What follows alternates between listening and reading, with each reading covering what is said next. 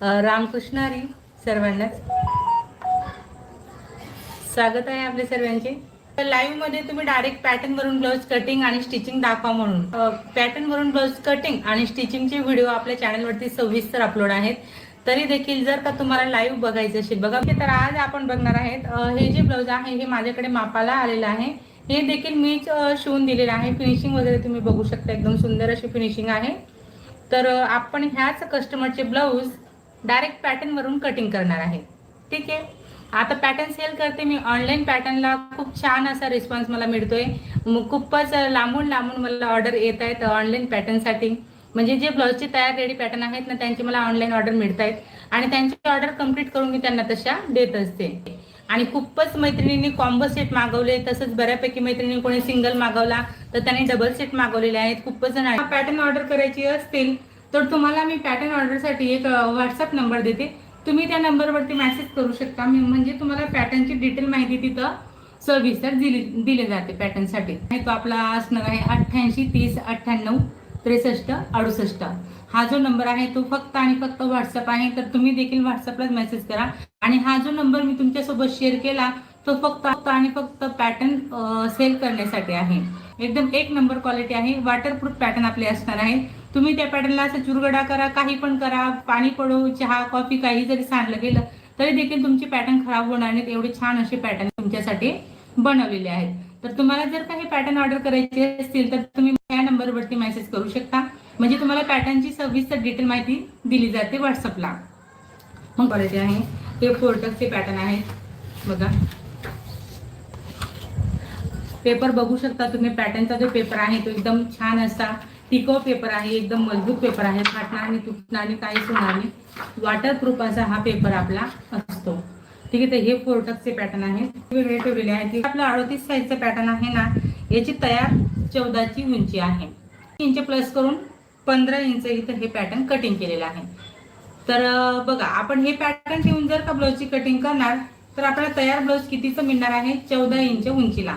आणि ह्या कस्टमरचे जे ब्लाउज आहे ते किती आहे, 14.5 इंच उंचीला आहे। मग आता उंची मला अर्धा इंच जास्ती वाढवायची आहे। मग मी काय करणार, आता अर्धा इंच खालच्या बाजूने आपण उंची जास्त वाढवू, म्हणजे बंद गडीवर आपल्याला उंचीचे माप मोजून घ्यायचं असतं। असं 14.5 तयार हवी तर आपण 15.5ला हा पॉइंट लावणार वरती इथं। ओके, 15.5ला पॉइंट लावते आपण। अशी आडवी लाईन मार्किंग करून घ्यायची। अशी लाईन मार्किंग केल्यानंतर ह्या लाईन पासून आपण असं हे आपलं जे पॅटर्न आहे ते असं व्यवस्थित मॅच करणार। तर इथं आणि 38चं कंबर 32चं असतं, म्हणजे 1 इंच कंबर आपल्या ह्या कस्टमरचं जास्तीचं आहे। असू द्या, काही हरकत नाही।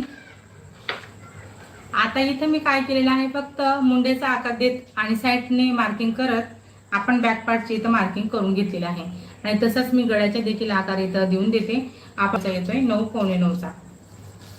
मग आपल्याला आता हे जे आहेत ना पॅटर्न, त्यावर देखील आपले जे गळे आहेत ते डीप आहेत, म्हणजे 10चा हा नेक आहे आणि कस्टमरचा आता मला 9चा घ्यायचा आहे।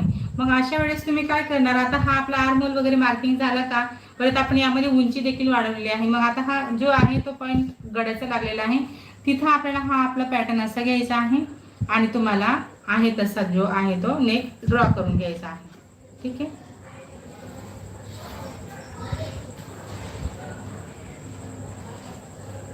आता पॅटर्नच्या 10 इंचचा आहे आणि कस्टमरचा आपण 9चा घेतला। पॅटर्न 14 इंच तयारचा आहे, कस्टमरला 14.5 इंच तयार हवं, तर उंची देखील मी अर्धा इंच वाढवून घेतली आणि गळा देखील आपला जेवढा होता तेवढा 9चा मी इथं ड्रॉ केलेला आहे। ओके, इथं ठेवून चेक करायचं। बघू शकता आपला उतार बरोबर दिसतोय, इथं पाव इंच दिलेला। आणि त्यानंतर ही जी क्रॉस पट्टी आहे ती क्रॉस पट्टी याच्या खाली अशी ठेवून चेक करायची। तर बरोबर आपल्याला फ्रंटचे हे जे पॅटर्न आहे आणि क्रॉस पट्टी यामध्ये अर्धा इंचचा गॅप मिळतोय। तर आपल्याला काय करायचं आहे, हे जे पॅटर्न आहे ते फक्त उंचीला अर्धा इंच वाढवायचं आहे। ठीक आहे, तर आपण हे जास्तीच घेणार आहे, कारण आपण अर्धा इंच उंचीला जास्त घेतलेला आहे ब्लाउज। मग टेपच्या मदतीने आपण असं अर्ध्यावर पॉइंट लावायचा आणि सरळ एक आडवी लाईन तिथं मार्किंग करून घ्यायची।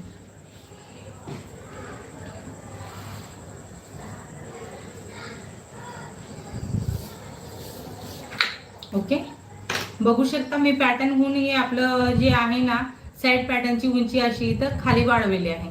उंची आपल्याला खालीच वाढवायची असते, वरती आर्म होल आपल्या बरोबर असतो म्हणून आपल्याला केव्हा पण उंची खाली वाढवायची आहे.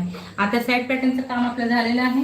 आता साईड पॅटर्नची उंची वाढली म्हणजे तुमच्या मनात एक प्रश्न आला असेल, तो म्हणजे आपली कटोरी आपल्याला वाढवायची आहे का आता. तर बघा सिंपल असं आहे की आपल्याला कटोरी इथं ठेवून अशी चेक करायची आहे. हे जे पॅटर्न आपलं ड्रॉ झालेला आहे ना, हा जो कटोरीचा जोडण्याचा पार्ट असतो, इथेच आपल्याला ही कटोरी पॅटर्नमध्ये ठेवून बघायची असते. वरून बरोबर मॅचिंग करायचं असं बरोबर येते का, तर बरोबर येते. कटोरी आपल्याला वाढवण्याची गरज नाहीये. ठीक आहे, जशी आहे तशीच आपल्याला कटोरी मार्किंग करायची आहे. आणि जर का तुमचं 38चं माप आहे आणि कस्टमरची तयार उंची 14च आहे, तर मग तुम्हाला कुठंच काही वाढवण्याची गरज नाहीये. इथं माझ्या कस्टमरची उंची 14.5ची आहे म्हणून मी वाढवते. आता कटोरी आपल्याला क्रॉस कपड्यात अशी कट करायची असते. तिला बॅक पार्टच्या वर अशी क्रॉस ठेवायची आणि आहे तसंच मार्किंग करायचं आहे. मी नंतर कट करणार आहे, त्याला आधी अशाच पद्धतीने कट करेल, कारण ह्या ब्लाऊजसाठी आपल्याला व्यवस्थित असं मार्किंग करायची आहे.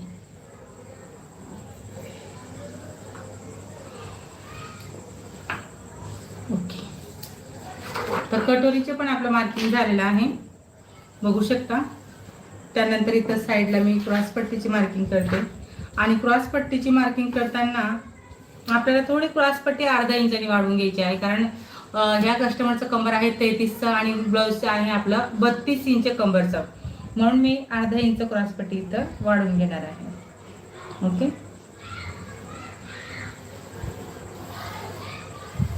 आहे ते मी इथं असे ड्रॉ करून घेतले. आणि आता हा जो काही एवढा कापड उरलेला आहे, इथं आपण स्लीवची कटिंग करणार, लांब बाही कटिंग करायची आहे.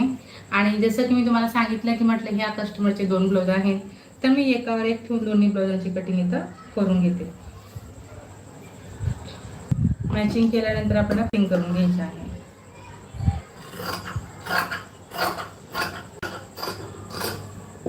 स्लीवची कटिंग तुम्हाला नंतर दाखवते. दोन्ही ब्लाऊजचे जे आहे ते गळे सेमच असणार आहेत, म्हणून आपण गळा पण कटिंग करून घेऊ. किंवा पण कटिंग करत असताना तुम्हाला चॉकची मार्किंग कापडवर राहू द्यायची आहे आणि मग त्याच्या साईडने आपल्याला कात्री चालवायची असते.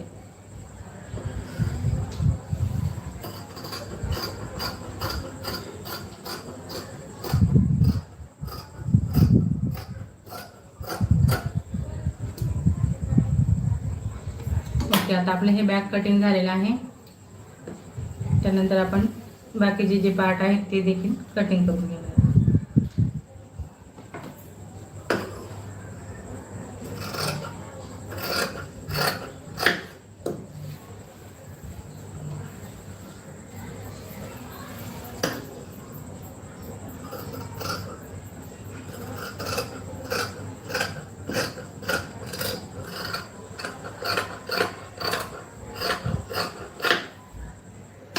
साईड पॅटर्नची पण कटिंग झाली. पहिलं खाली साईड पॅटर्न. आता आपण क्रॉस पट्टी कटिंग करून घेऊ. तर बघा, क्रॉस पट्टी कटिंग करत असताना काय आहे, आपल्याला जी क्रॉस पट्टी मी ड्रॉ केलेली आहे ना, ती काठाकडच्या बाजूने ड्रॉ केलेली आहे. तर काठ आपले खाली वर असतात, तर आपल्याला ते सारखं करणं खूप गरजेचं आहे. आणि मग नंतरच तुम्ही क्रॉस पट्टीची कटिंग करा. ठीक आहे, मी असं सरळ कट करून घेतलं आणि आता सर्व जे काठ आहे ते मॅच करून घेते.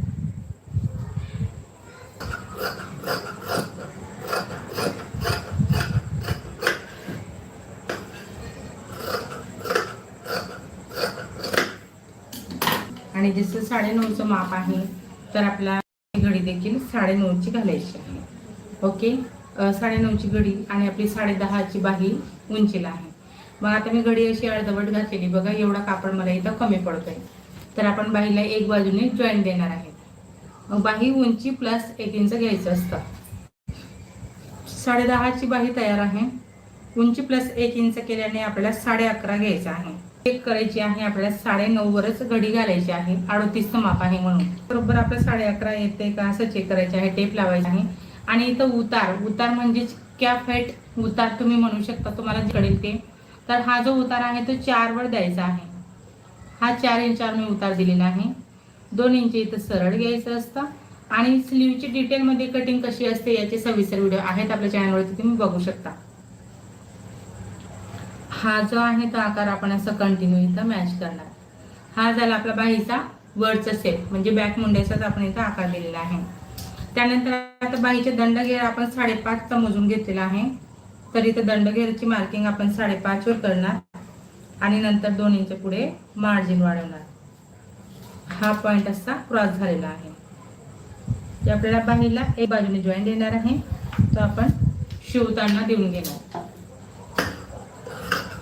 जेव्हा जॉईंट द्यायचे असतात ना तेव्हा आपल्याला बाहीचा एकच आकार कट करायचा आहे, म्हणजे फिश कट आपल्याला अजून इथं द्यायचा नाहीये. फिश कट आपण नंतर देणार.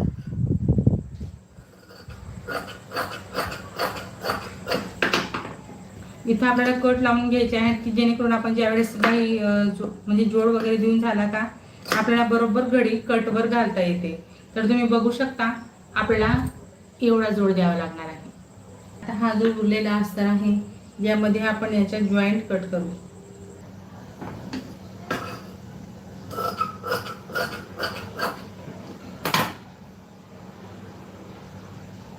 ओके, हा जॉईंट आपला असा एवढा येणार आहे.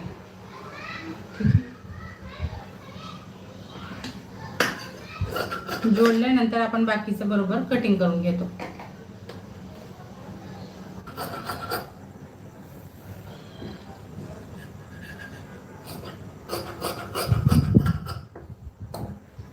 हे क्रॉस पट्टी आपली कटिंग झाली. त्यानंतर साईडचे पॅटर्न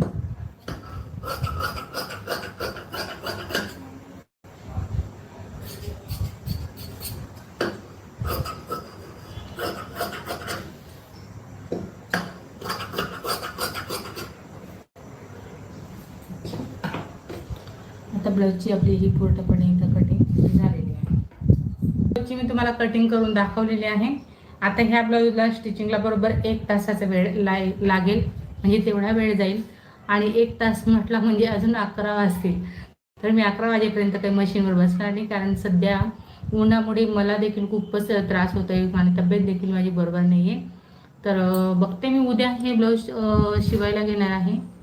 आणि कटोरीचे ब्लाऊज कसं शिवलं जातं, फिटिंग वगैरे कशी केली जाते याची आपल्या चॅनलवरती सविस्तर डिटेलमध्ये व्हिडिओ आहेत. तरी जर का तुम्हाला ह्या ब्लाऊजचा स्टिचिंगचा व्हिडिओ बघायचा असेल तर तुम्ही मला आत्ताच इथं कमेंट करून सांगू शकता. व्हिडिओ बनवायचा ह्या ब्लाऊजचा का फायनल लुक फक्त शॉर्टमध्ये मी तुम्हाला दाखवेल की ब्लाऊज कसं तयार झालेलं आहे. आपलं त्याचा टाइम आहे म्हणून तसं वाटत असेल असं वाटतंय मला.